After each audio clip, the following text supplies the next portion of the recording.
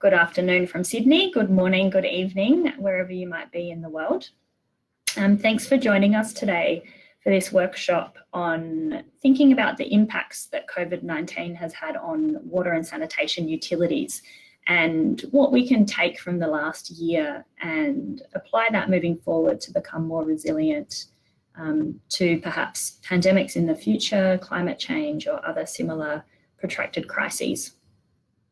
I'd like to start by acknowledging the Gadigal people, who are the Indigenous custodians of the land which I'm standing on while we meet today. I'm in Sydney CBD, and I'd like to pay my respects to the Gadigal elders past, present and emerging. My name's Shona Fitzgerald. I am a water and sanitation specialist. I work for the World Bank in the Sydney office on our Pacific Island water and sanitation program.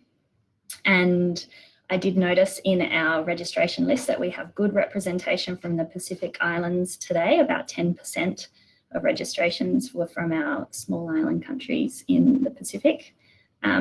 Great diversity as well across other registrants, about 40% of us in South and East Asia and 20% in Africa. And in fact, I see that across everyone who registered, we collectively work across 60 countries. So that's 60 countries worth of stories and experiences and perspectives that we can bring to this conversation today. And I really encourage you to share that with the people at your table, with the people that you're meeting, both in this workshop but across the symposium.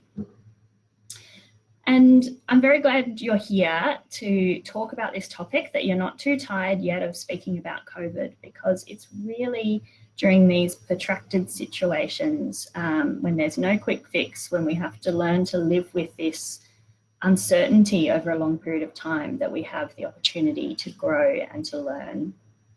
And certainly we've done that, and we have an opportunity to do more of that. Early on in the pandemic, we saw for utilities that they had to learn very quickly how to do more with less. Less revenues, less staff on site, less freedom of movement, less interaction with customers. And often in situations where residential demand increased, there were moratoriums on disconnection. It was a very new operating environment, and we had to pivot very quickly. And we're a year on now, and we've seen how those impacts have changed, how they've settled, which ones have stayed, which ones have caused really long-term challenges for our sector. And it's a really good moment for us to reflect and think about how our response has been effective or otherwise. So the purpose of our session today is to do that, to really examine the impacts and the responses, and together to think about what key actions or processes or systems can we take forward with us to really embed resilience in our water and sanitation utilities.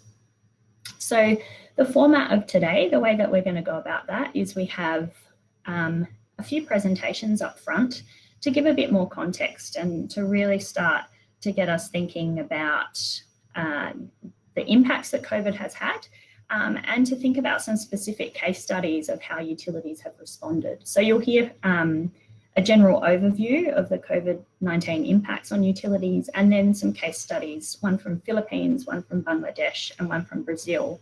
And then we'll have some time in groups at our tables to think through, to really examine those in a bit more detail and think through how to embed these actions in the long term. During the presentation session, if you have any questions, please put them in the general chat. We won't have a specific Q&A dedicated time, but our speakers will be able to respond to those during the chat as we go. And if they are unanswered, I really encourage you to take them to your table and continue discussing them there. And when you're seated at your tables, you'll have the opportunity to interact with each other through video and audio as well as chat, and I'll go through those details a bit more when we get to that time of the session.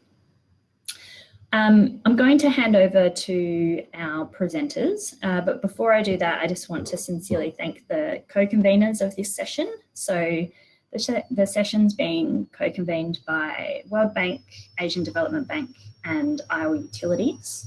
And a big thank you to all who've been involved. My colleague Lala Fabella at the World Bank, our co-conveners from the Asian Development Bank, Coral Fernandez-Aliscas and Jeffrey Wilson, and from IL Utilities, Yang Villa, Michael Story, and Tony Kelly. Big thank you to all of them. They've worked very hard to make this an interesting and insightful session for you. I'd also like to really thank our utility guest speakers. So I mentioned that we have a few case studies. We have a couple of guests here from Manulad Water in Manila in the Philippines. Raul Espiritu will be presenting to us in a little bit. He is the Head of Quality, Environment, Safety and Health. And his colleague, Mr. Walter Emnantz, is also going to help facilitate. He's the Head of Process Excellence. And from Dhaka Water Supply and Sewerage Authority, we have Engineer Taksem Khan, who is the Chief Executive Officer and Managing Director. We also have a utility from Brazil, CAGES, who are presenting via video, given the time difference there. Thank you very much to all of those guests for your time. We're very much looking forward to learning from you and your experiences over this last year. So let me hand over to those who are going to spur us on in ideas and thinking through this question of emergency response to resilience. We're going to kick off with Yang Villa, who's going to give us a context setting presentation. So Yang is the Head of Philippines at IL Utilities. And IL have been convening the Water Action Platform, bringing a lot of utilities together to think through some of these issues. And yeah, I'm really excited to hear some insights from Yang. So please go ahead. Thank you. Thank you, Shauna, and welcome to all our participants from really all over the world who have decided to join us today in this session. I'll get cracking by first introducing what this session is all about. What we aim to do in this session is to present the consolidated knowledge on the work that the World Bank, ADB, and IL have been doing on COVID-19 impacts on water utilities. To begin with, the Asian Development Bank conducted a study on the Asia-Pacific water sector at large last year. This includes utilities, but also looking at impacts on irrigation, stormwater, water resources. And this is part of a series of ADB guidance notes on COVID-19 impacts on various sectors. At the same time, the World Bank was also in the middle of the Utility of the Future program, or UOF, which pilots the use of a new tool for 360-degree assessment of utilities. And the program involves 10 utilities across 8 countries, many of whom have been affected very adversely by the pandemic. Meanwhile, we at IL launched the Global COVID-19 Response Group, which has since become the Water Action Platform, where we broadcast monthly updates on topics of interest, primarily on COVID-19. And IL also had the privilege of working with both ADB and the World Bank in their respective programs. Now, I will be posting these links in the chat box later after the presentation, so you can deep dive into these programs as you wish. At this point, what I'd like to give you is an overview of the utility impacts and responses that we have seen across these 3 programs. And we're going to use the 5 dimensions of the UOF framework to do this. Let's start with commercial operations. And what we've seen is, in the interest of consumer welfare and social well-being, many governments have prohibited water shutoffs and rate increases during the pandemic. At the same time, utilities struggled with their operations, including meter reading, billing, and collections, all of which were suspended during the lockdown. On top of that, many of the utilities have had to implement pricing schemes to support the government's drive for social welfare. And the table adjacent on the right are the pricing schemes implemented by the ADB survey respondents, many of whom implemented extensions of payment plans, suspension of payments, discounts, and relief on payments. At the same time, customer service largely shifted to virtual and telephone interaction. And we see that across the board, the key vulnerabilities we've observed is the ability to bill and collect payments to meet revenue requirements adequately throughout the crisis period. Let's move on to technical operations. And around the world, we've really seen the key impact on water demand, which is that there is an increase amongst households, but at the same time, there was a decrease amongst the demand of commercial and industrial customers. We also see a similar trend in wastewater, albeit less stark. As you can see in the table adjacent, there are some changes in wastewater discharge for both domestic and commercial, which follows the water demand changes. There were also issues regarding the availability of laborers and workers to continue with critical operations, and construction as well has been suspended throughout many of the lockdowns. Not to mention the additional troubles of procuring critical supplies and the stoppage of deliveries during many of the lockdown periods. Now, the pandemic has provided an impetus for many utilities to adopt digital and other advanced technologies. And in fact, one of the key outcomes of the Water Action Platform is a COVID-19 technology review, where we looked at 4 areas of technology innovation, including detection and testing, removal or deactivation of the virus, remote monitoring and control, and contingency options. In technical operations, the key vulnerabilities that we saw is in ensuring continuous operations, and the fact that for many utilities, the operations are highly manual and labor intensive. All of these reflect in financial outcomes, and the impact on net revenue really depends on utilities' customer mix and tariff structures, depending on whether they have more households or more commercial establishments in their service area. But what we do know is that prolonged revenue decline, coupled with increases in operating costs, will adversely impact future capital expenditures and ability to invest in future projects. Some utilities have had the benefit of direct government support, while others relied on their contingency funds and have drawn from their savings and other resources. And so the key vulnerabilities here are on liquidity and the fact that many utilities do not have external funding support or a recourse to their respective governments. In terms of human resources management, as we've mentioned, there are several challenges faced by utilities in terms of preparing their staff to work from home, providing for the mobility of staff, workers, and laborers, given that public transportation has been largely unavailable during the pandemic lockdowns, as well as implementing physical distancing in their sites and offices, and of course, sourcing PPEs for their staff. There is a need to maintain critical operations while ensuring the safety of employees, and that is a key balance that utilities have had to manage during this crisis. There's an additional challenge to shifting to digital work, which not all utilities are prepared for. And finally, in terms of organization and strategy, many utilities we have observed, thankfully, have a business continuity plan in place. It could be in the form of a water safety plan, or a crisis management plan, or disaster risk management plan. However, not all of these plans do not have, or not all of them have a pandemic scenario. And even if they have a pandemic scenario, this is the first time that they get to test and try their protocols in the COVID-19 pandemic. Now, many utilities are currently considering to adopt their pandemic response measures as business as usual, as part of their new normal, for example, more flexibility in working hours. But what we did notice in the ADB survey and study is that there was not a lot of vulnerability assessments conducted for at-risk groups. And as you can see in the table on the right, 61% of the survey respondents did not make these kinds of assessments for vulnerability. And so we note that there is a need to embed vulnerability assessment and resilience in organizational strategy, which is one of the key things that we want to come out with in this workshop, to understand how we can embed resilience in our organizations. I would like to invite on stage Coral Fernandez-Iliekas, Principal Water Resources Specialist of the Asian Development Bank, for her reflections on these high-level insights that we've learned from the studies.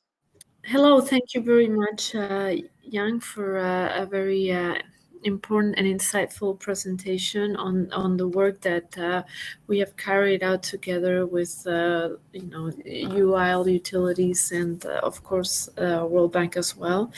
And I think from our side we've seen that the economic and social impacts of COVID-19 have been dramatic indeed. In Asia and the Pacific, we know that the poor and the vulnerable people are the most adversely affected. And while various diseases and epidemics have indeed influenced development over the centuries, COVID-19 has caused an unprecedented global impact across the world. So we know that universal access to water and sanitation for all should be a priority, especially for the vulnerable, marginalized, and disadvantaged groups. And then governments should take advantage of the increased importance of WASH during the pandemic and beyond. While there may be a rebound to old ways, it is quite likely that a new normal will emerge, and we require new ways of planning and operations, as we've discussed, for both public and private sectors. The ongoing pandemic has highlighted the need for a cross-sector approach to tackle the shared challenges, particularly economic recovery. The key challenge ahead is to rebuild more resilient systems so that they're better prepared to respond to any future pandemic, as well as other shocks and stresses like climate change and biodiversity reduction.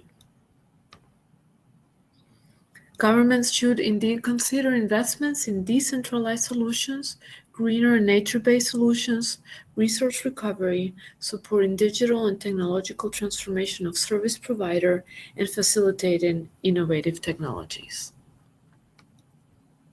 Thank you very much. Thank you very much, Coral and Yang, for those introductory remarks and an overview of some of the key impacts that we've been seeing across the sector. I'd now like to introduce our utility speakers to give us some insights from their work on the ground and the difficulties, the impacts, the responses. First up, we'll be hearing from Rol Espiritu from Manilab Water. Rol, you have 10 minutes.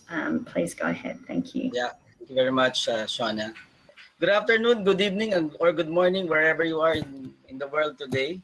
So we're pleased to share to you our experience as regards the pandemic, from resilience, from emergency to resilience. So Mediad Water Services is the largest water concessionaire in the Philippines.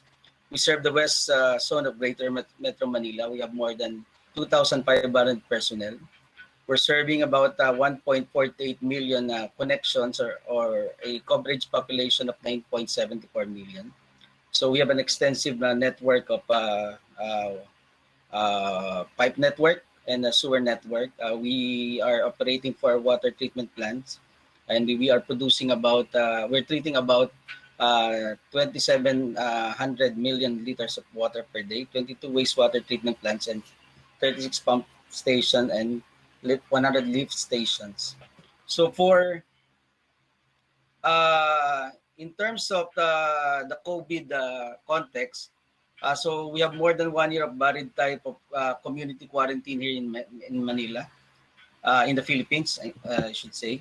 The extent of the infection is for national numbers about 865,000. That was last week, so we're approaching, I think, 1 million already. With Metro Manila, about 384,000 infections. Okay. For our response during the pandemic, our objectives are: we want to ensure an uninterrupted supply of water and provision of sanitation service, and balancing the welfare and safety of our employees and partners vis-a-vis our financial goals. For the uninterrupted supply of water, so it moves.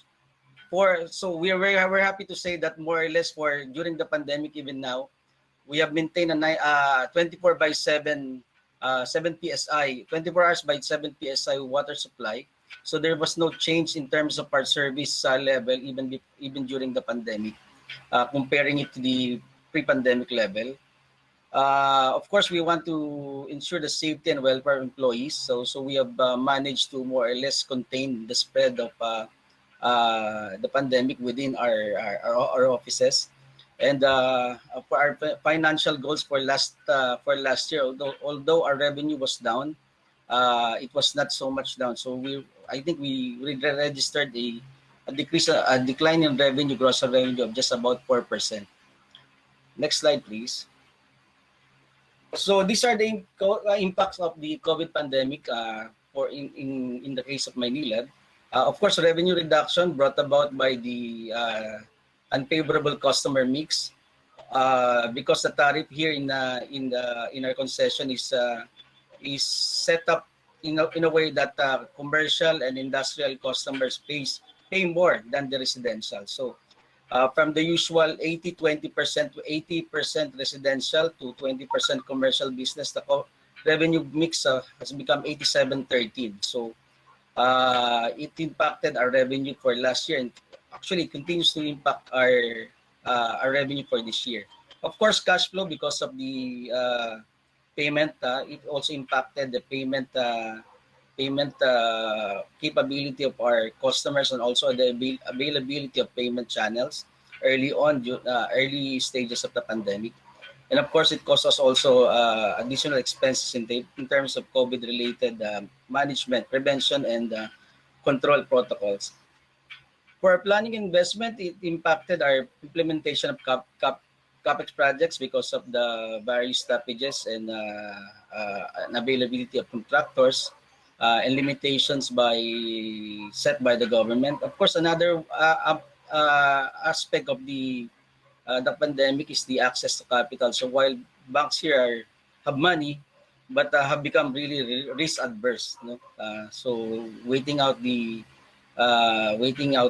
end of the pandemic. So also another is managing of projects and contractors. Next slide. For operations and maintenance, the impact is really early on is really this is about logistical support for our locked-in employees, those who have who we call our mission critical employees, who stayed in the plants, in the offices, in the pump stations, no, just to make sure that we maintain our service. Another impact on our operation is balancing supply, pressure, and non-revenue water. So our non-revenue water was down a bit, deteriorated a bit because we wanted to, because the most of the customers now stay at home. So the availability and the peak hours also changes in terms of delivering the water. Another aspect is the managing supply chain. Of course, it interrupted the supply of our vital parts and equipment that we use in our operation, and other supplies such as chemical, especially in the early part of the quarantine. In terms of business human resource management, we have to cope with the changes in various deployment on account of different types of quarantines here in the Philippines. It also impacted, of course, the health and safety of our employees and our partners, especially with the recent surge. No? While we have, for most of last year and the early part of this year, we have managed to assert a minimum level the number of those getting infected, but there's a surge in the last month or so, no? Reflecting the national trend here in the Philippines. Of course, another aspect of business human resource management is managing the remote work. It's the first time that we really experience most of our about 40% of our personnel reporting from home or remote work. Next slide, please. Well, in terms of our response, I must say that we in general we were not really caught off guard by the pandemic, because we have always been ready, to meet various kind of emergencies and contingencies. Now we have business continuity plans particularly for our delivery of potable water. We have water safety plans also, and we continuously practice or improve our emergency preparedness. So these are the things that we have been doing consistently over the years. So most of the BCPs are we were able to repurpose it, so to speak, for the pandemic. Of course, except for the medical aspect. So we have early on developed and implemented our COVID prevention and control protocols. Another aspect is that the financial discipline. We have always been, no, this has always been our mantra that we have to be prudent and efficient in our expenditures, and so that came handy during the pandemic, as we have enough cash, no, to sustain our business even during the downturn in the cash flow. Another aspect is management of customer billings and expansion of modes of payment. So what we have done here is that we deliberately did not send out any billings to our customers during the pandemic and wait because we were not able to read. No, so we do not send average billings, but we did actual billings after 4 months, so that there will be no bill shock, less complaints from the customer. So less complaints is really equivalent to more payments by the customers. We have also significantly invested in automation and design, of our water network and our wastewater facilities. We have a central control monitoring system for water production and even for for distribution network, so that we don't have to really send people out in the field. No? So most of the work can be done remotely in terms of the distribution of the water. We also have a computerized management system, and of course, we made some adjustment in our supply chain management. Next slide, please. Well, our learnings is that it really pays to be prepared, but you also have to pay to be to prepare, right? So you have to invest in the right technology and right system. We have to be decisive but flexible and agile in terms of handling the effects of the pandemic. We always communicate not only with our people, but with also our customers. No, our pool of customer relations personnel directly communicate by phone, no? With our customers, because we have a database already of the numbers, no? So we stayed in touch with our customers. We always listen to those on the ground, specifically our people who are doing the legwork, no? So that we can make adjustment in terms of our service or in terms of our protocols versus COVID. We continue to learn. We continue to participate in various webinar forums, so that we can sharpen our so to speak, sharpen our protocols, our directions, you know. And also it's also important for us to have close coordination with the regulators, so that there were adjustments in terms of billings, in terms of timeliness or service level, so that it's understandable to the regulators and they can help us explain it to the customers. So those are what we can share to you. We'll be happy to later on in the discussion session to expound more on this. Thank you very much. Thank you very much, Raul. We're now going to have a video presentation. As I mentioned earlier, we had approached CAGES. It's a utility in Brazil, northeast Brazil. Unfortunately, because of the time difference, they couldn't join in person, but have presented over video for us. And we'll hear from Mr. Otávio Frota, who is the Superintendent of Management and Shared Services. The video is in Portuguese with English subtitles. And in the chat, I'll also put a link through to the English version of the presentation in case that helps you to follow along. Richard, if we could please have the video. Thank you very much. Sou Otávio Frota, trabalho na Companhia de Água e Esgoto do Ceará, na CAGES, na função de Superintendente de Gestão de Serviços Compartilhados. Estou atuando no momento como coordenador da Comissão de Crise da Covid aqui na companhia. Inicialmente, gostaria de agradecer pelo convite e pela oportunidade de compartilhar nesse evento as partes da CAGES de enfrentamento ao Covid a essa pandemia, seus respectivos impactos e a sua resiliência. A CAGES, uma companhia de saneamento, a Companhia de Água e Esgoto do Ceará, está localizada geograficamente no Nordeste do Brasil, como mostra aqui no mapa. Temos 98,49% de cobertura de água no Ceará e 44,68% de cobertura de esgoto também aqui no Ceará. Nós dividimos, segmentamos nossa carteira de clientes em clientes residenciais, comerciais, públicas, industriais, mistas e de entidades filantrópicas. Esses são os números da pandemia no Brasil e no Ceará. Infelizmente, muitos casos de óbitos, principalmente na segunda onda, assolaram aqui nossa população brasileira e também a população cearense.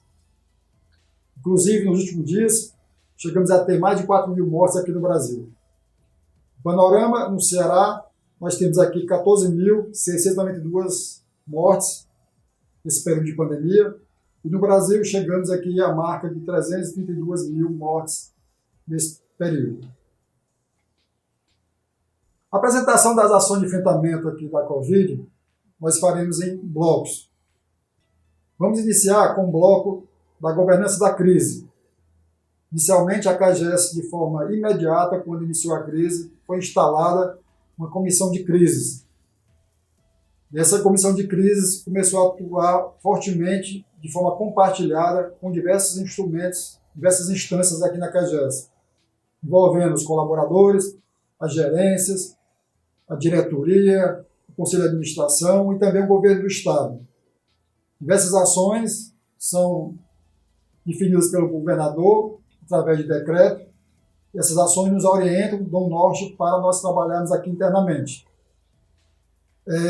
Um ponto muito importante nessa gestão compartilhada foi que cada área assumiu a responsabilidade e elaborou um plano de continuidade operacional, onde identificou os riscos, quais são as causas e os impactos desses riscos e as ações de resiliência, ações de resposta a esses riscos. Então, esse instrumento está sendo utilizado de forma plena aqui na CAGES, que está trazendo os resultados durante a pandemia.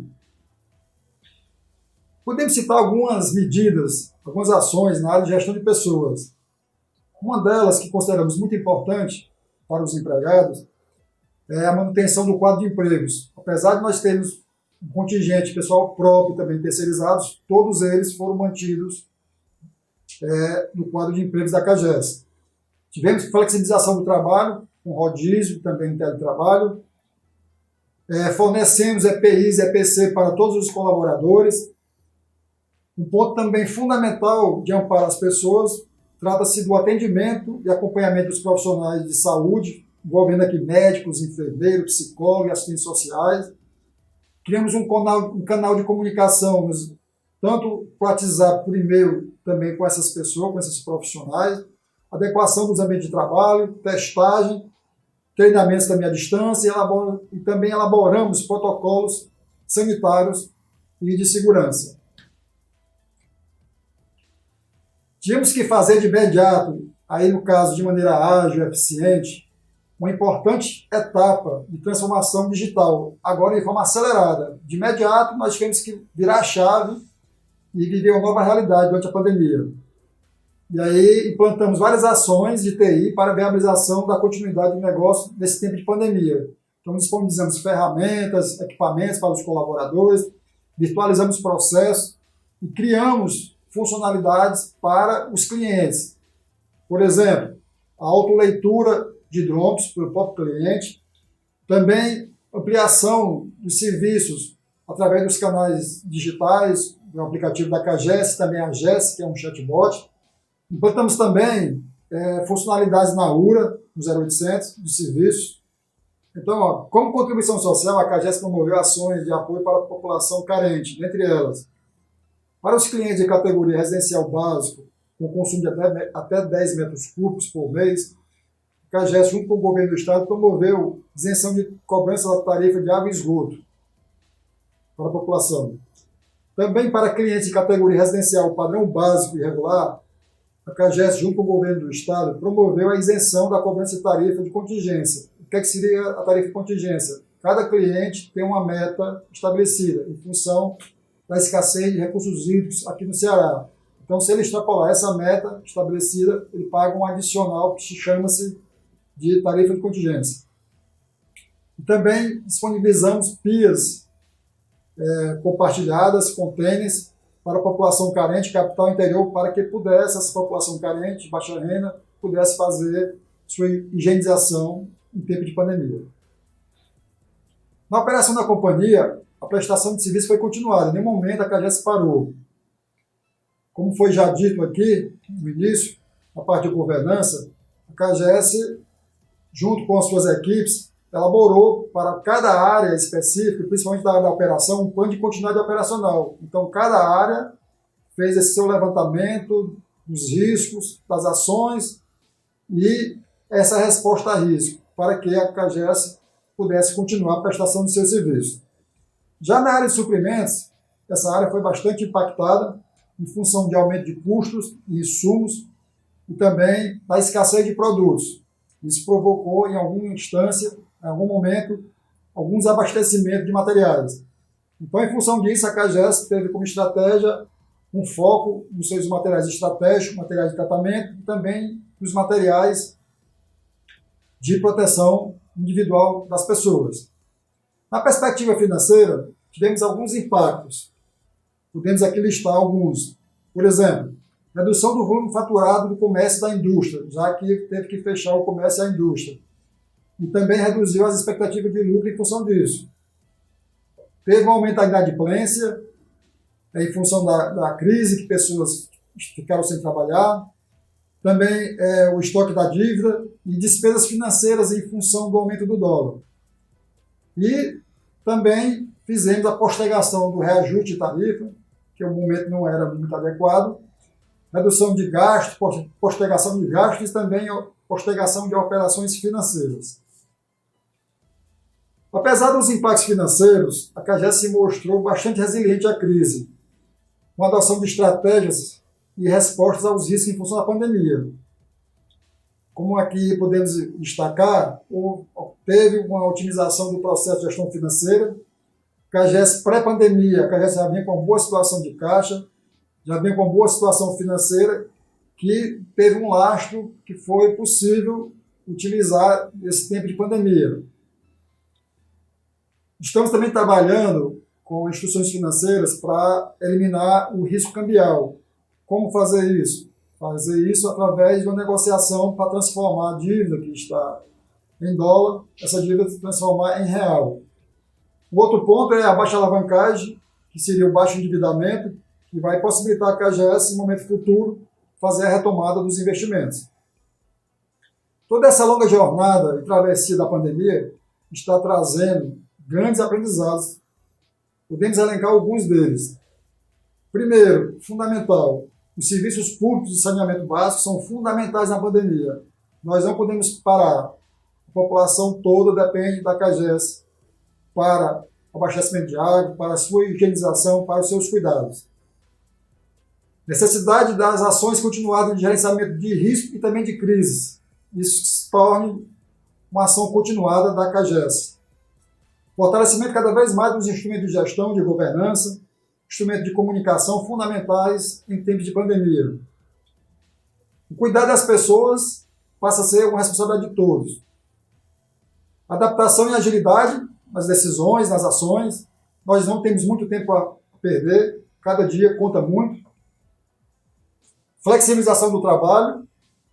Isso, juntamente com a informatização, são situações que não voltam mais. Precisamos avançar na flexibilização do trabalho, colocar opções do trabalhador, ter uma opção de fazer suas atividades ou em casa, ou no trabalho, ou de forma híbrida, como também a informatização, cada vez mais virtualizar os processos, criar canais de atendimento com o cliente e com a sociedade. Encerramos aqui nossa apresentação. Em nome da CAGES, nosso muito obrigado. Thank you very much. I hope that most of you were able to see that in the end and were able to follow along okay with the slides in the chat. Next up, we were scheduled to hear from Engineer Taksem Khan, who's the Managing Director at Dhaka WASA, Water Supply and Sewage Authority. Unfortunately, he's had some technical difficulties connecting. So what I'll do is share the slides in the chat for you to refer back to. And you'll find in there some of the experiences in Bangladesh around impacts and responses, and I hope you can draw on them in your discussion. So we're going to move into group work now, and I hope that those presentations that we've heard have inspired a few ideas and given you a place to start with this discussion. A few things to remember as we move into our group work. So on your tables, you'll have one facilitator, one whiteboard, 2 key questions, 7 other people to talk with, and many, many ideas, hopefully. So the one facilitator, their name will be at the top of the whiteboard, and I'm sure they'll identify themselves at the table. They're really there to guide you, to help guide the conversation, maybe spur some ideas, provide some feedback. The whiteboard you can access when you're at your table. You'll see at the bottom of your screen, there's several options. When you open that whiteboard, what you'll see is there's a space for you to collaborate as you would with a big piece of butcher's paper and a whole bunch of sticky notes. And there's a few categories on that whiteboard. Those categories are there to direct your thinking, but not to constrain it. So we've just broken it down into some of the areas of utility operation and management where maybe you picked up that the utility case studies we've heard from have been quite innovative in the way that they have financed the revenue gap, or the way that they've adjusted the mobility of their workforce, or made up for difficulties in being able to read meters and bill customers, for example. So those categories are there to help direct that thinking. And then within that, we're asking you to answer 2 questions. So we're asking you to think about what elements of this utility response that we've heard about in these case studies, though please also feel free to draw on your own experience, what elements of that utility response has showed resilience? And then delving further into that, what actions could we embed in resilience planning? So that might be new policies or procedures, maybe new technologies. How can we embed these into utility resilience into the future? We have half an hour for discussion time. We might actually cut that down to 20 minutes. 20 minutes for discussion time. Richard, if I could get you to put a timer up the top so you know how much time you have to continue talking with your colleagues. Please spread yourselves out between tables 1 to 9. Feel free to consolidate if you'd like to discuss with more people. And if you have any questions, please put them in the chat. You can contact Richard if it's IT related, or myself, or your table facilitator. So thank you very much for sitting through that segment. And yeah, I wish you a very rich discussion over the next 20 minutes. Thank you very much.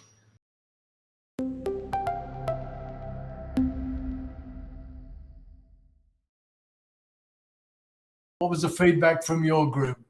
Yeah, it was great. And look, yeah, so we had the case study of Dhaka WASA, Bangladesh. Unfortunately, due to technicals, we didn't hear it, but what we did was we had a fabulous slide deck, which with the team and Sam and Mark and Yang, we picked apart and took out a few of the key elements. So forgive us if we may have misinterpreted, but look, there were some really great learnings, particularly amongst the commercial operations. What we saw was the acceleration and the uptake of digital solutions, the meter to cash, everything from smart metering, remote monitoring, migration of customers onto online billing channels was particular.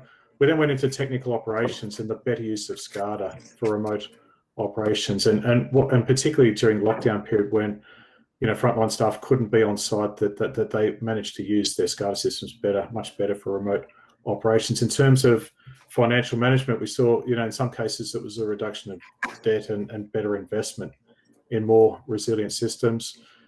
Human resources, in particular, the ability, obviously with everyone, was the ability to work remotely, but as well as the adoption of a lot of digital platforms where staff could interact. And it's as simple as, in many cases, just WhatsApp and others. We saw much greater interaction of staff. And the other is around organisation. And in many cases, a lot of the barriers to uptake wasn't so much technical, but institutional. And what we heard and what we saw from that is there was a lot of change in overcoming some of the institutional and organisational barriers to uptake. So that was the Dhaka WASA case study from Bangladesh. That sounds very sophisticated, Michael. It was, in fact, most impressive. They obviously had their own challenges, but did a great job. Very good. Thank you, Michael. And Lala, what did you discover in your case study? What was the nature of the discussion? Well, actually, I just moved to another table and joined Shauna's table. So it was I just got in the discussion in the middle. But essentially, as Michael pointed out, it's really going into remote payments, making flexible payments. It's really, I think, during these times, the utilities, all three utilities, have shown focus on the customers, right?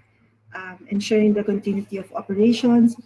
And that particular topic, before it got cut off, I was just saying, can you imagine how, for example, Maynila had supplying, 22,000 milliliters per day, suddenly missing out on its chlorine supply? I mean, that's really a cut off of a major supplier, right? And to cut off your operations.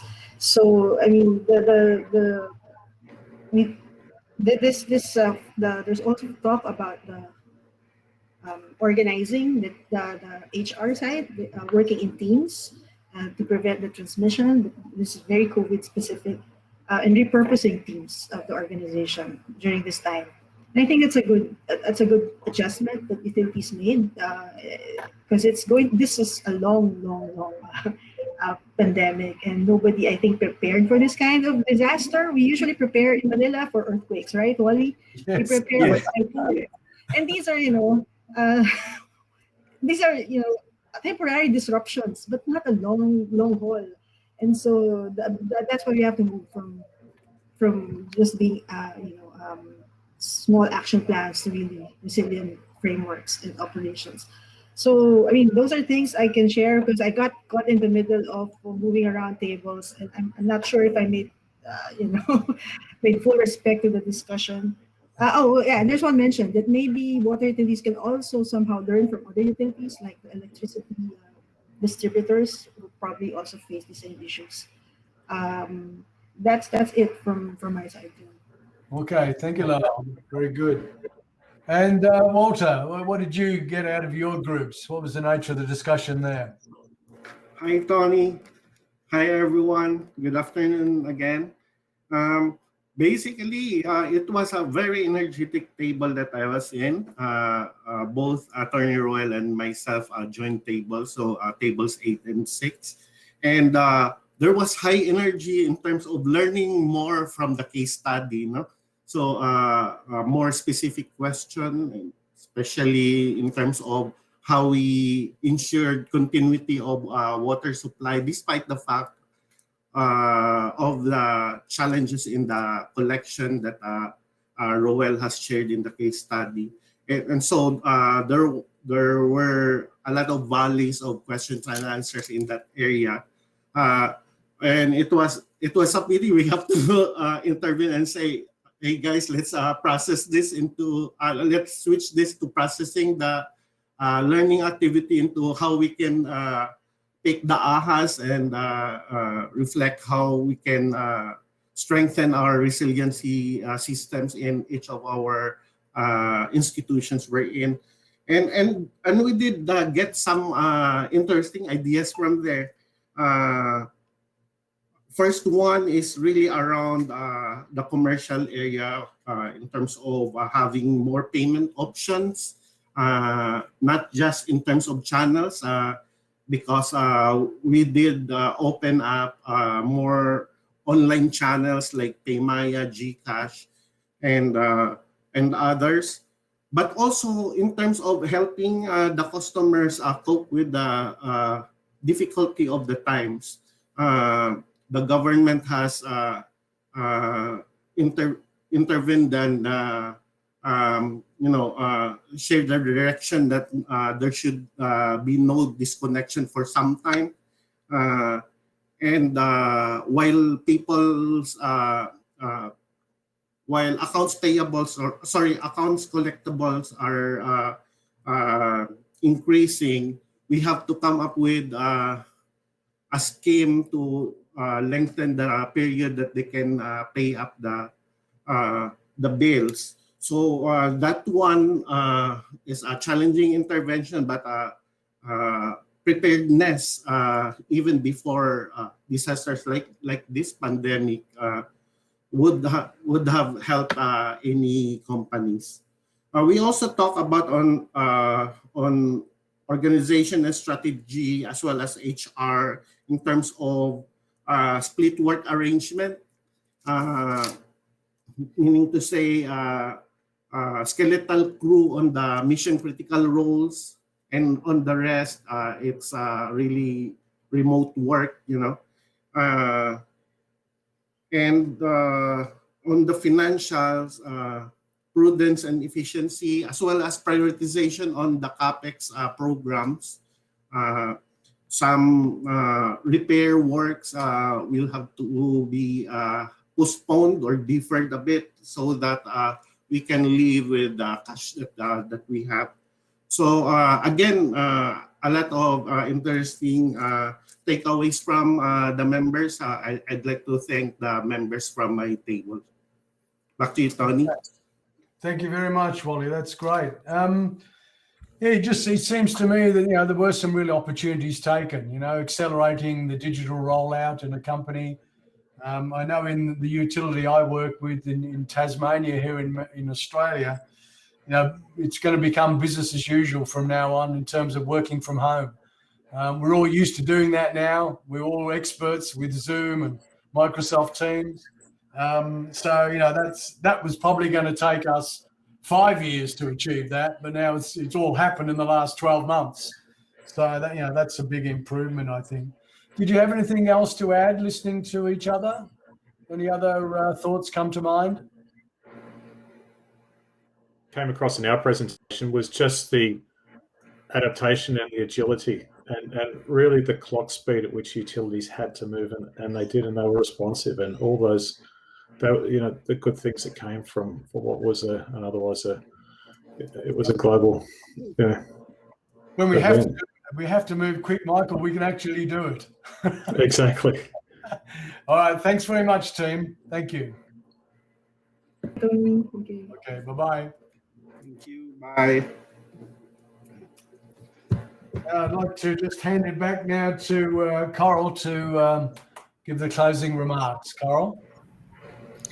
Thank you very much, Tony, and thank you everyone for participating today. I think the session has been fascinating in my opinion. It has really achieved what it set out to do, which included to really talk to one another about the impacts of COVID-19 on the utilities, and what we've all found out via different instruments and methods, whether that has been applying surveys, whether that has been sharing utilities experience, whether that has been through breakout sessions and discussions around the resilient elements and how to go towards more of that in the future.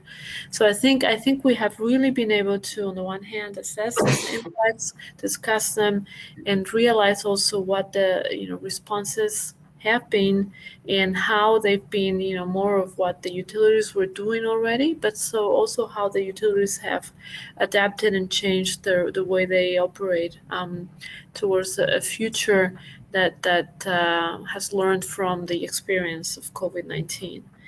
I think what's clear from all the presentations and discussions we've had today is that the way forward indeed is one that is multidimensional, and where we have to evidently, adapt the way we go about our commercial operations, but our technical operations as well, where we're keenly aware of the financial sustainability that is necessary to continue to provide the quality services that we are hoping all for, and where we all of a sudden, have to pay attention to things that perhaps we didn't think we would have to pay as much attention, and those include, HR and organizational strategy, where perhaps they don't come to our minds as the immediate concerns when providing services that are affected by a pandemic. But definitely we've learned that we have to.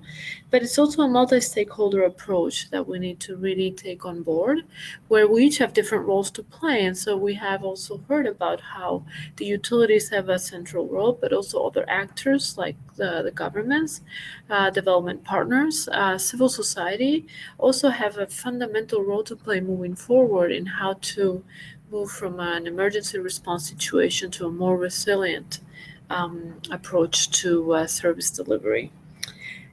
So I think those are the main, summarizing thoughts. And really what has also come across is that digitalization, for instance, is something that is here to stay in the way we go about providing our services, that, other aspects that we're already innovating on, like nature-based solutions and different solutions to the way we provide our services, are fundamental as well. So thank you again to everyone for the interesting presentations, the discussions, and we really look forward to the rest of the WASH and WASH Futures conference and beyond. Thank you again, and looking forward to continuing to working together. Thank you.